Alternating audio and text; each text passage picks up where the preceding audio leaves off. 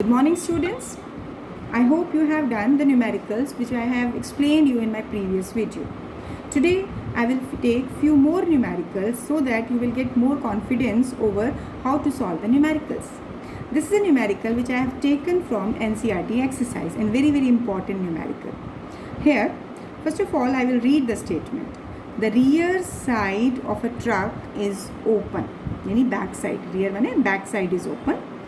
And a box of 40 kilogram mass is placed 5 meter, not centimeter, 5 meter from the open end as shown in the figure. You can see here, this is a truck, this is just a direction, this is a truck which has been shown here, and here this is the back end, this is open, that means no back barrier has been applied here. Here एक block है जिसका मास है 40 kilogram और back and से 5 metre के distance पे इसको रखा हुआ है. Now coefficient of friction between this box and the surface below it. इस बॉक्स और इस सरफेस के बीच में लगने वाला कोफिशिएंट ऑफ फ्रिक्शन क्या है? 0.15. Now on a straight road the truck start from rest. Truck आगे मूव कर रहा है. Truck is accelerating with 2 metre पर सेकेंड स्क्वायर. अब हमें क्या बताना है? At what distance from the starting point does the box fall off the truck. Basically कि मान लो जिस पॉइंट से, मान लो ट्रक इस पोजीशन से शुरू हुआ, ट्रक ने इतना डिस्टेंस आगे ट्रेवल किया.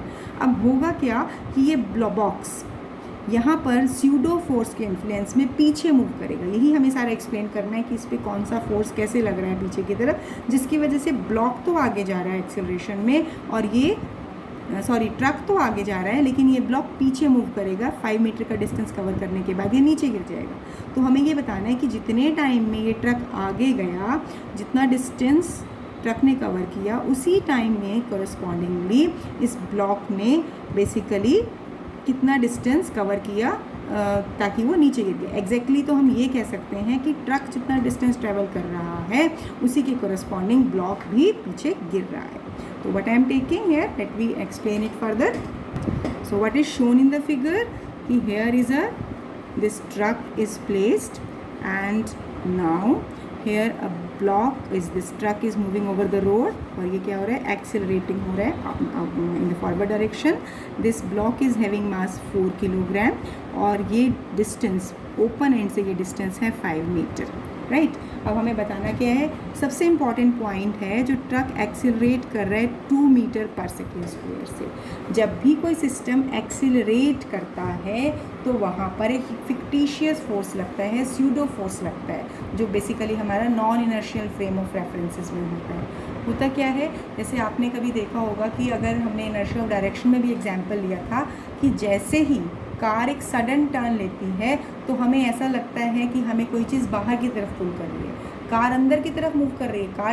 कार अगर इधर टर्न ले रही है, इस टर्न के क्रॉस, हम बाहर की तरफ झटका खाते हैं, हमें बाहर की तरफ पुल लगता है.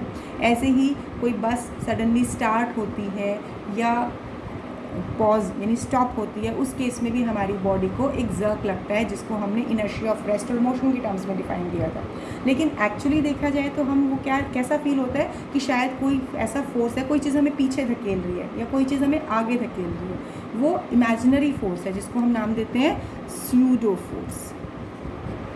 स्यूडो फोर्स एक ऐसा फिक्टिशियस फोर्स है. इसकी एग्जिस्टेंस कब होती है? कि जब कोई सिस्टम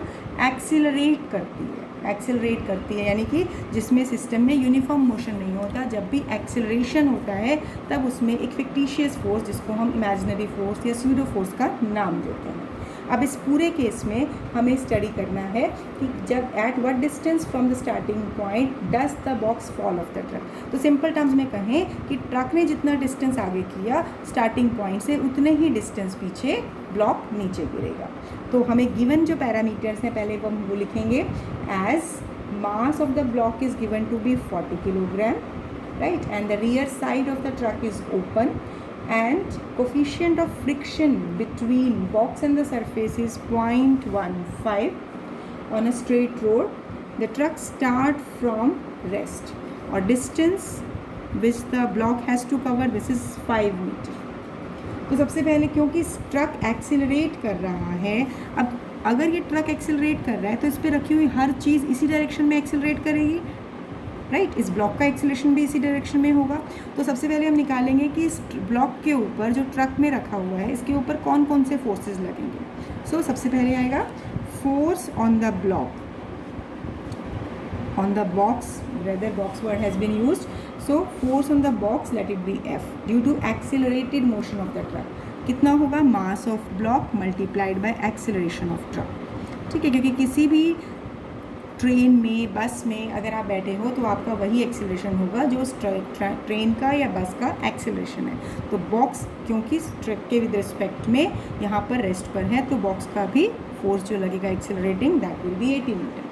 इस फोर्स की डायरेक्शन क्या होगी, it is in the forward direction. अब देखिए किसी भी चीज़ पे जब फोर्स लगता है तो न्यूटन थर्ड लॉ क्या कहता है कि उसके ऊपर रिएक्शन भी लगता है। So what we will say, the reaction on the block will be same but in the backward direction. यानी अगर फोर्स लग रहा है इस पर फॉरवर्ड तो रिएक्शन लगेगा बैकवर्ड, राइट। तो ये रिएक्शन फोर्स हो गया backward. F dash will be reaction force, इसका मैग्नीट्यूड वही रहेगा 80 न्यूटन, लेकिन ये कहाँ लगेगा, बैकवर्ड डायरेक्शन में।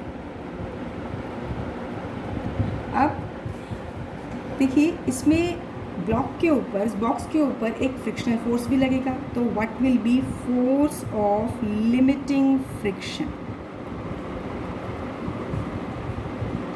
ये जो लिमिटिंग फ्रिक्शन होगा, मान लो मैं इसको F1 से डिनोट करती हूँ, this will be mu into R. तो म्यू इंटू mg। अब म्यू क्या हो गया इधर 0.15 और मास क्या हो गया यहाँ पर ब्लॉक का, बॉक्स का 40 एंड g इज़ 10। तो जब इसे सॉल्व करेंगे तो यहाँ डायरेक्टली हमें नज़र आ रहा है it is coming out to be 60 newton. Zeros are cancel, तो फ्रिक्शनल फोर्स हो गए 60 Newton.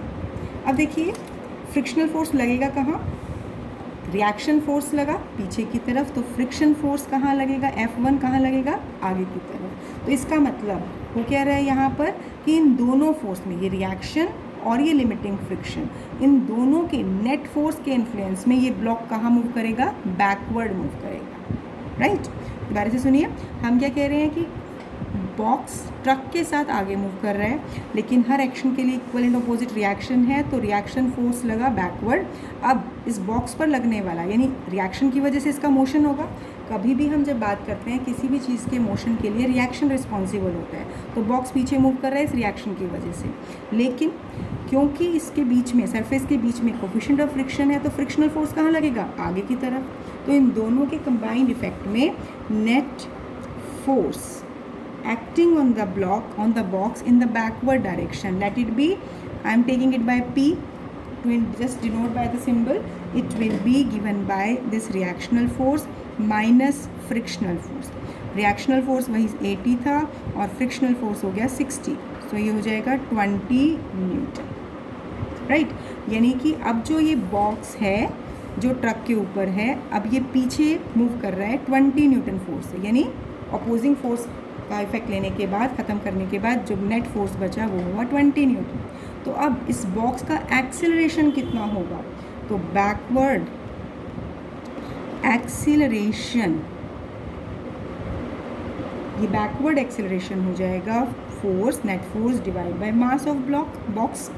Net force that is 20, मास हो गया 40, it is 1/2, that is 0.5 meter per second square. So this is the backward acceleration produced in the box, right।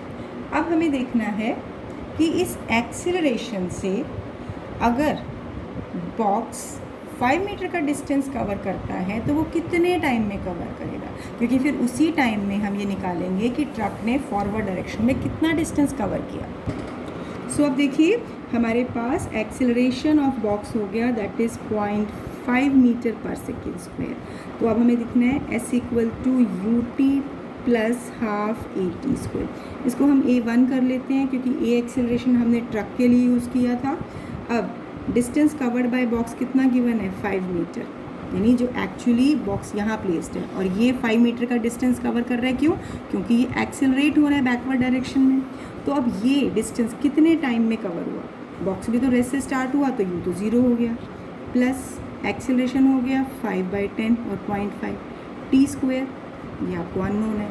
तो अब यहाँ पर अगर हम इसे सॉल्व करें तो ये आ जाएगा 5 = 5/20 टी स्क्वायर, 5 से 5 कैंसिल, तो टी स्क्वायर हो गया 20। हम अभी टी स्क्वायर ही रखते हैं, टी नहीं निकालते हैं, क्योंकि नेक्स्ट स्टेप में हम डायरेक्टली टी स्क्वायर सब्सटीट्यूट करेंगे। और अगर आपको लगता है कि हमें कैसे पता चलेगा, तो डायरेक्टली आप कुछ नहीं, आप यहाँ पर टी = √20 सेकेंड लिख सकते हैं। ठीक है, इट्स ऑप्शनल, आपको कन्फ्यूज़न है आप यहाँ पे छोड़ सकते हैं। ठीक है, अब हम क्या कर रहे हैं, हमने टाइम निकाला कि कितने टाइम में इस बॉक्स ने बैकवर्ड डिस्टेंस 5 मीटर कवर किया। अब हम देखेंगे उतने ही टाइम में ट्रक ने कितना डिस्टेंस कवर किया, क्योंकि उसका एक्सेलरेशन अलग था, उसका एक्सेलरेशन ज़्यादा है। तो कहेंगे डिस्टेंस कवर्ड बाय ट्रक, वो डिस्टेंस मान लो हम निकालते हैं S' UT + ½ AT स्क्वायर। अब यू ट्रक तो रेस से स्टार्ट हुआ है, तो एक्सीलरेशन ट्रक का कितना है 2, और टी स्क्वायर मैंने यहाँ से 20 ले लिया। तो हम देख रहे हैं यहाँ पर distance travelled by the truck from the starting point is 20 metre. इसका मतलब जिस इंस्टेंट पे, जिस टाइम पर बॉक्स गिरा, उस टाइम पर ट्रक ने 20 metre distance, 20 metre distance forward किया, तो ऑटोमेटिकली बॉक्स ने भी उतना ही डिस्टेंस ट्रेवल किया। एक बार मैं रिव्यू करा रही हूँ न्यूमेरिकल, क्योंकि थोड़ा सा कन्फ्यूज़न हो जाता है। देखिए, इसमें सबसे पहले हमें ये देखना है मेन पॉइंट। अगर हमें इस पर लगने वाले फोर्सेस, इस बॉक्स पे लगने वाले फोर्सेस क्लियर हो जाएंगे, there will be no problem. सबसे पहले हम देख रहे हैं कि कोई भी ऑब्जेक्ट, कोई भी बॉक्स अगर ट्रक पर है, ट्रक आगे जा रहा है, तो उस पर लगने वाला फोर्स भी आगे ही होगा, जिसको हमने कहा फोर्स ऑन बॉक्स। फिर हम कहते हैं कि हर एक्शन का इक्वल एंड अपोजिट रिएक्शन है, और ये बॉक्स इस ट्रक के ऊपर, इस एक्सेलरेटिंग ट्रक के ऊपर जब मूव कर रहा है, तो उस पर रिएक्शन लगेगा पीछे, और इसी रिएक्शन की वजह से वो ये 5 मीटर का डिस्टेंस भी ट्रेवल करेगा अंडर स्यूडो फोर्स। तो यहाँ से रिएक्शन फोर्स बैकवर्ड लगा, लेकिन साथ साथ इन दोनों के बीच में फ्रिक्शनल फोर्स भी, क्योंकि क्यों हमें पता चल रहा है कि फ्रिक्शनल फोर्स है, क्योंकि यहाँ हमें स्पेसिफाई किया हुआ है कि कोफिशिएंट ऑफ फ्रिक्शन की वैल्यू गिवन है। तो यहाँ से लिमिटिंग फ्रिक्शनल फोर्स हमने निकाला, μ/r से ये हो गया 60 न्यूटन। अब नेट फोर्स कितना होगा, नेट फोर्स होगा यहाँ पर एक्सीलरेटिंग रिएक्शन फोर्स, यानी एक्सीलरेटिंग रिएक्शन फोर्स यानी कि सिस्टम पर जो बैकवर्ड रिएक्शन लगा, और ये लिमिटिंग फोर्स, इन दोनों का रिजल्टेंट निकाला। अब ये हो गया net accelerating force acting on the box, जिसकी वजह से ये 5 मीटर का डिस्टेंस कवर कर रहे हैं। तो इसकी कोरस्पॉन्डिंग एक्सीलरेशन कैसे निकालोगे, फोर्स डिवाइड बाय मास 0.5। अब इसके कोरस्पॉन्डिंग जब हमने ये एक्सीलरेशन निकाल लिया, फर्दर जब एक्सीलरेशन निकाल लिया, तो इसके कोरस्पॉन्डिंग अब निकालेंगे कि ये डिस्टेंस, ये एक्सीलरेशन से 5 मीटर का डिस्टेंस, इतने एक्सीलरेशन से ब्लॉक ने, इस बॉक्स ने कितने टाइम में कवर किया। फिर हमने टाइम की वैल्यू निकाल ली, उसी टाइम में ही ट्रक आगे जितना डिस्टेंस कवर करेगा, that will be the final distance covered. तो वही टाइम लेकर हमने again S = UT + ½ AT square use किया, so it comes out to be 20 metre. Now, coming to next numerical, a block of mass m is held against a rough vertical wall by pressing it with a finger. Very interesting numerical it is. You can just experiment it at your home also. If coefficient of friction between block and the wall is mu and acceleration due to gravity is g, calculate minimum force required to be applied by the finger to hold the block against the wall. See, you can do this thing कि अगर wall के against आप कोई भी एक block ले लो, कोई cubical block ले लो, और उसको अपनी फिंगर के प्रेशर से प्रेस करके रखो। अब उसमें क्या कहा है कि इस ब्लॉक को वर्टिकल वॉल के अगेंस्ट प्रेस किया गया है फिंगर्स की हेल्प से। अब कोफिशिएंट ऑफ फ्रिक्शन ब्लॉक और वॉल के बीच में म्यू गिवन है। Now calculate minimum force required to be applied by the finger, यानी हमें कितना मिनिमम फोर्स वॉल की तरफ उस ब्लॉक पे अप्लाई करना है ताकि वो ब्लॉक वॉल के अगेंस्ट होल्ड रहे।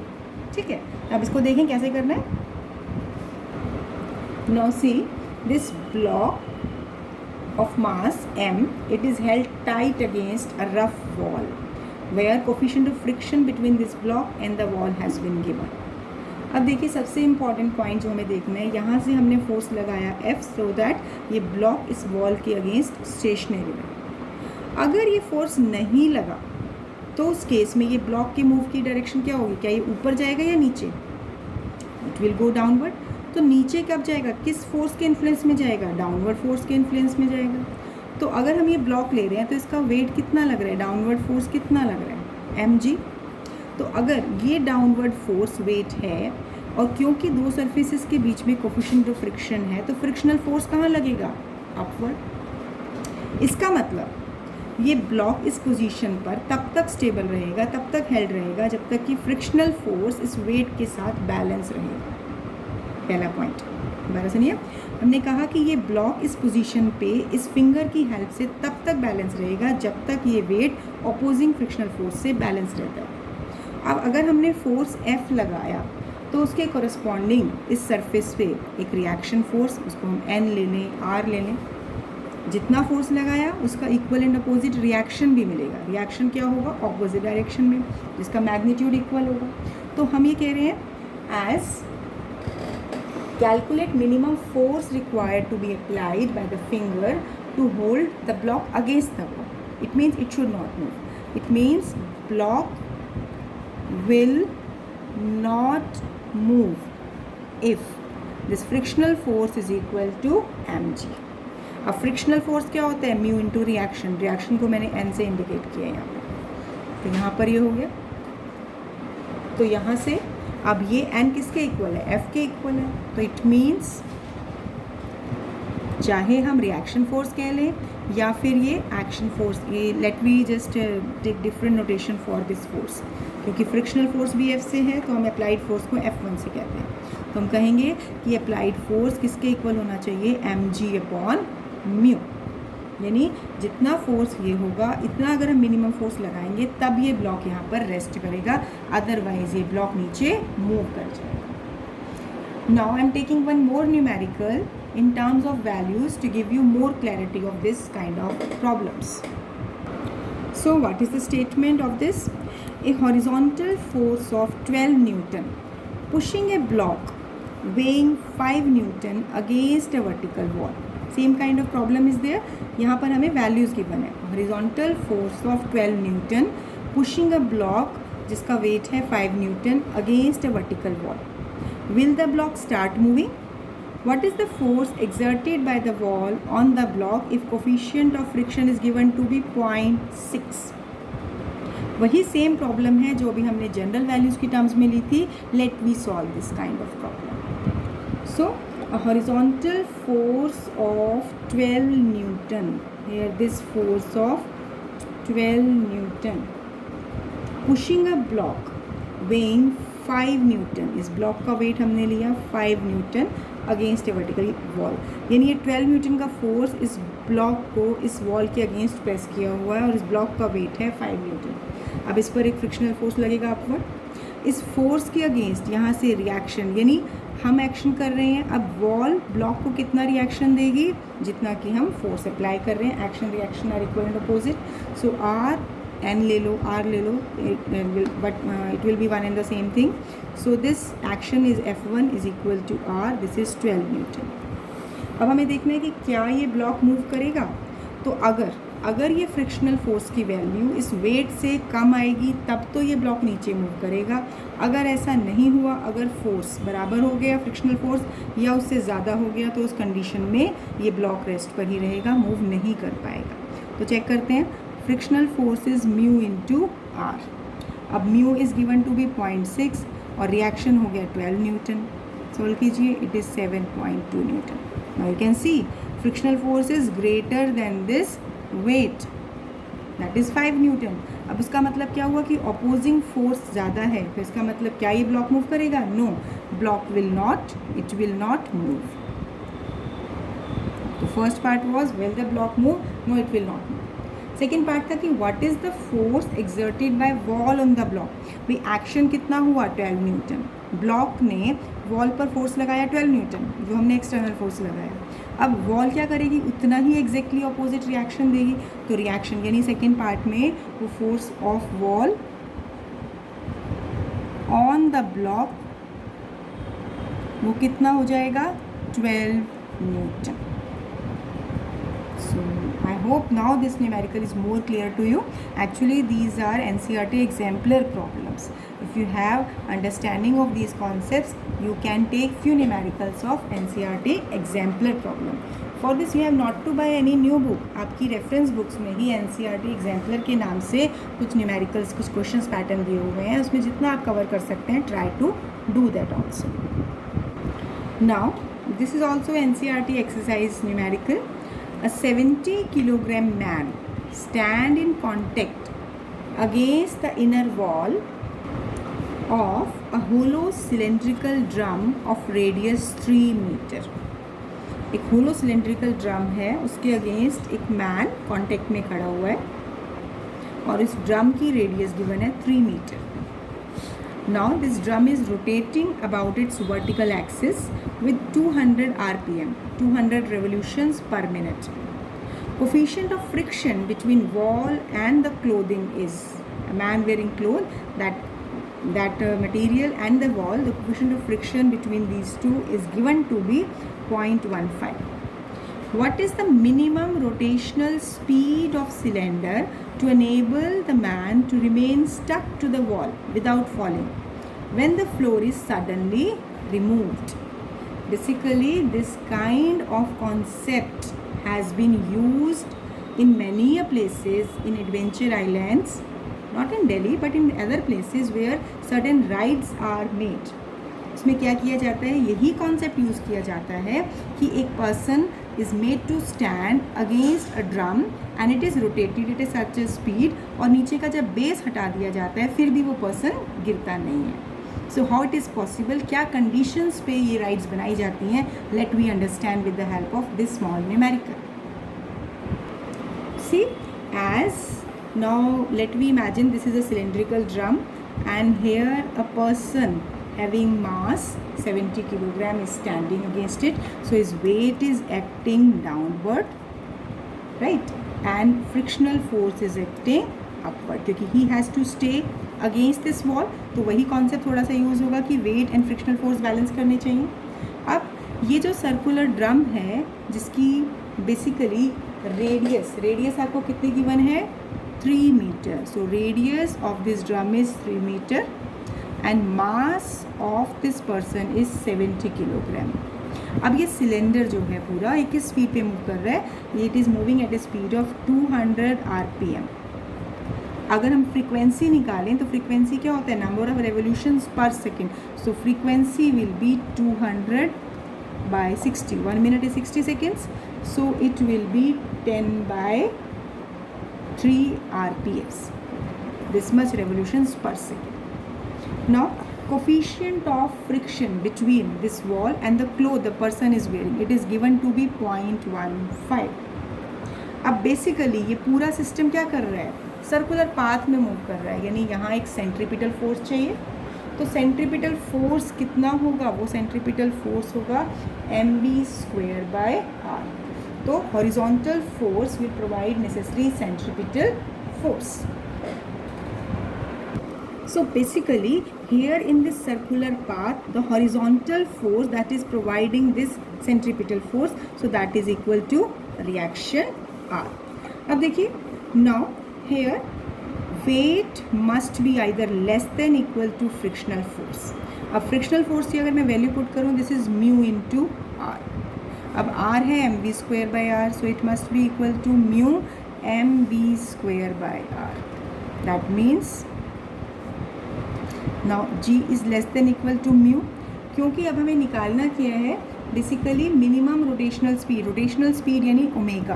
तो v क्या होता है, omega r, so omega square r²/r. तो g less than equal to mu omega square r. तो अगर यहाँ पर हम मिनिमम स्पीड निकालेंगे तो omega square will be greater than equal to g upon mu r. तो अब taking square root on both the sides, it will be under root of g upon mu r. Now you can substitute, g की value 10 है, coefficient of friction 0.15 और r हो गया 3. तो इसको solve कीजिए. जब आप सॉल्व करते हैं तो रोटेशनल स्पीड आती है 4.7 रेडियन पर second. Basically in this problem what main point we are considering, देखो बस बेसिक कॉन्सेप्ट वही है। अभी तक हम जो फ्रिक्शन का फोर्स का कॉन्सेप्ट लेते आए हैं कि इस पोजीशन पे स्टेबल रहने के लिए फ्रिक्शनल फोर्स की वैल्यू, मिनिमम वैल्यू वेट के इक्वल, या फिर that means this weight must be either less than और equal to this frictional force, right. This means इस पॉइंट पर स्टेबल रहने के लिए, क्योंकि अगर वेट की वैल्यू इस फ्रिक्शनल फोर्स से ज़्यादा होगी तो पर्सन नीचे चला जाएगा। तभी हमने ये लेस देन इक्वल टू का काम लिया कि weight is either less than और इक्वल टू फ्रिक्शनल फोर्स, क्योंकि अगर फ्रिक्शनल फोर्स ज़्यादा होगा तब भी कोई बॉडी को मूव नहीं करने देगा, और फ्रिक्शनल फोर्स अपोजिंग फोर्स के इक्वल होगा, उस केस में भी वो बॉडी मूव नहीं कर पाएगी। तो यहाँ पर weight must be either less than and equal to frictional force. अब फ्रिक्शनल फोर्स हमारा रिएक्शन से कंपैरिजन में आता है, रिएक्शंस के साथ रिलेटेड होता है। अब हम देखते हैं कि कोई भी सिस्टम जब सर्कुलर पाथ में मूव करता है तो सेंट्रीपिटल फोर्स, यहाँ पर बेसिकली एक हॉरिजॉन्टल फोर्स तो होगा ही जो कि इसको सर्कुलर पाथ में मूव कराएगा, जो नेसेसरी सेंट्रीपिटल फोर्स देगा। तो इसका मतलब एक तरह से एक्शन का अपना एक रिएक्शन होगा, जो रिएक्शन फोर्स होगा वो सेंट्रीपिटल फोर्स के इक्वल होगा। अब क्योंकि हमें यहाँ पर निकालनी है रोटेशनल एंगुलर स्पीड, तो v को हमें ओमेगा की टर्म्स में कन्वर्ट करना पड़ेगा as v is equal to omega r। So अब अगर यहाँ पर वैल्यू सब्सटीट्यूट किया तो यहाँ से हमने ओमेगा की वैल्यू सॉल्व की, तो यहाँ से वो स्पीड आई कि एग्जैक्टली इन गिवन कंडीशंस में अगर वो ड्रम इस स्पीड पे रोटेट कर रहा है, only then the person will not fall and the cylinder will keep on rotating at this particular speed. So this is quite very interesting. You can understand it, the basic mechanism of the rides which we can which the different rides are using, and here the mathematical part I have made clear to you. One more numerical I am taking. It's quite simple. You have to understand the basic statement it is given here. A particle of mass 0.2 kilogram has an initial speed of 5 meter per second at the bottom of rough inclined plane. See, एक particle दिया हुआ है और एक inclined plane है कि अब अगर उस इंक्लाइंड प्लेन पर जाने से पहले उसकी स्पीड है 5 मीटर पर सेकेंड और उस इंक्लिनेशन प्लेन का एंगल ऑफ इंक्लिनेशन है 30 degree and the vertical height is 0.5 metre. It means कि अगर हमारे पास ये एक इंक्लाइंड प्लेन है जिसका ये एंगल 30 डिग्री है और ये वर्टिकल हाइट है 0.5 meter. So what is the speed of the particle as it reaches the top of inclined plane? तो अगर यहाँ पर स्पीड पार्टिकल की 5 मीटर पर सेकेंड है, अगर अब टॉप पर पहुँचता है तो इस पॉइंट पर इसकी स्पीड क्या होगी, where coefficient of friction between particle and the surface that is given to be 1/√3. See here we have to carefully follow the steps की 1 by 1 कि हमें अब किस स्टेप पर पहुंचना है। हमें यहाँ पर स्पीड, फाइनल स्पीड निकालनी है। अब इनिशियल स्पीड यहाँ पर हमारे पास गिवन है पार्टिकल की 5 मीटर पर सेकेंड। तो mass of the particle is 0.2 kilogram and initial speed is 5 metre पर second. Angle of inclination of plane is 30 degree and vertical height of this plane is 0.5 metre. तो let we have this triangle ABC. Now within this triangle, so what will be the value of sine theta? Sine theta will be perpendicular BC upon hypotenuse AB. क्यों कर रहे हैं हम यहाँ? क्योंकि यहाँ से हम ये inclined distance AB निकाल पाएँ, that AB is BC upon sine theta. So BC की वैल्यू है 0.5 और sine 30 degree. So this sine 30 degree is 1/2. That means 0.5, so it comes out to be 1 meter. यानी AB inclined distance हो गया 1 meter. यानी एक पार्टिकल को इस inclined plane का 1 मीटर का डिस्टेंस कवर करना है। अब सबसे पहले various forces acting, weight is acting downward, reaction here. So this component, this angle is theta 30 degree, तो ये कंपोनेंट हो गया mg cos 6 थीटा। ये बताने की ज़रूरत नहीं है क्योंकि हम इनका रेजोल्यूशन सीख चुके हैं। और परपेंडिकुलर कंपोनेंट हो जाएगा mg sin theta, theta is 30 degree. Now अब इसमें देखना है क्योंकि सिस्टम कहाँ जा रहा है, अपवर्ड जा रहा है, तो फ्रिक्शनल फोर्स भी डाउनवर्ड लगेगा क्योंकि रफ इंक्लाइन प्लेन है। Net downward force along the plane, यानी यहाँ पर basically not downward force, net force, जितना भी इस पर फोर्स है जिसकी मिनिमम फोर्स रिक्वायर्ड, जिसकी वजह से सिस्टम ऊपर एक्सेलरेट करे, ऊपर मूव करेगा, तो net force for a system for a particle to accelerate up the plane along its length parallel to the plane. So कितना फोर्स लगेगा उसमें, ये हो जाएगा mg sin theta plus frictional force को मैं स्मॉल f से इंडिकेट कर रहा है. अब यहाँ पर देखिए, this is mg sin theta plus frictional force is mu into reaction force, और ये किसके इक्वल है, m इंटू ए. अब यहाँ पर further this M A equal to M G sine theta, और रिएक्शन किसके इक्वल है, M G cos theta. Already we have explain this, R is equal to M G cos theta. तो I am not mentioning it separately, क्योंकि numericals में हम directly भी ले सकते हैं. सो बेसिकली यहाँ पर हमारे पास जो एक्सीलरेशन आएगा, this will be G sine theta plus mu cos theta.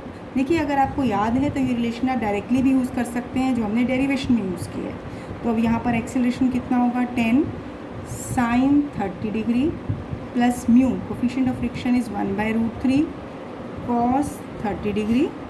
This is 10, this is 1/2 1/√3 and this is √3/2 cos 30 √3/2.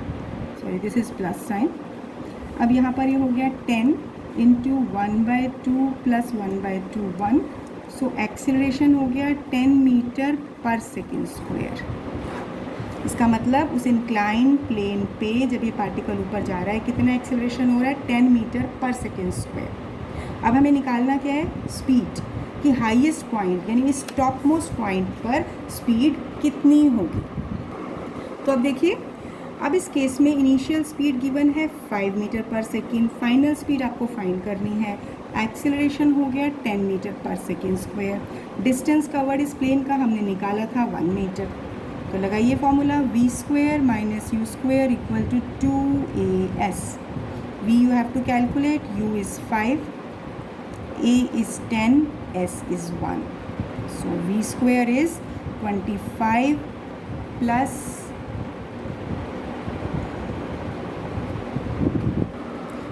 25 plus 2.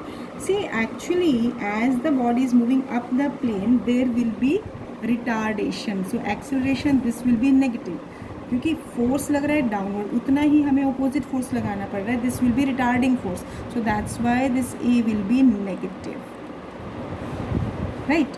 So it will be 2 into -10, it is 25 minus 20, it is 5. So v will come out to be √5 or 2.35 meter per second. So this will be the velocity, I think 23 or 35. You can just 2.235 होती है इसकी value, तो you can leave up to √5 also. Basically यहाँ पर हमारे पास क्या एक change है, ये भी हमारा एनसीईआरटी का ही न्यूमेरिकल है. इसमें हमें ध्यान क्या रखना है कि कोई भी पार्टिकल अपवर्ड जा रहा है तो एक्चुअली जो डाउनवर्ड फोर्स लगा for accelerating the particle upward, यानी ये फोर्स है. अगर इतना मिनिमम फोर्स हम अपवर्ड लगाएंगे तो हम अगेंस्ट वर्क कर रहे हैं ना, तो वर्क इज़ डन अगेंस्ट, तो इसमें मोशन में क्या होगा, रिटार्डेशन प्रोड्यूस होगा. तो एक्सेलरेशन अप के लिए हमारे पास जो इक्वेशन रहेगी, this is mg sin theta plus f. And here work has been done against the force acting on it. That's why here will be retardation. कोई भी केस देखिए, अगर किसी बॉडी को हम नीचे से ऊपर लेके जाएंगे तो work is done against gravity. इस केस में भी हम एंटी ग्रेविटी बात कर रहे हैं, हालांकि डायरेक्टली हम ग्रेविटी का कॉन्सेप्ट एग्जैक्टली नहीं ले रहे हैं क्योंकि दूसरे फैक्टर्स भी इसमें ऐड हो गए हैं. So here way by this method you have calculated speed with which the particle is reaching at the top. So that's all for today. Now we have completed laws of motion. Now it's your turn that you have to revise all the factors, all the derivations, all conceptual problems, numericals very carefully. जितना मैंने कराया है वो तो करेंगे ही, but apart from that just you have to go through conceptual problems, solve questions, NCERT exercise questions, and then if you have confidence and you have time, then practice more and more numericals, and you can ask anything anytime. Thank you. Have a nice day.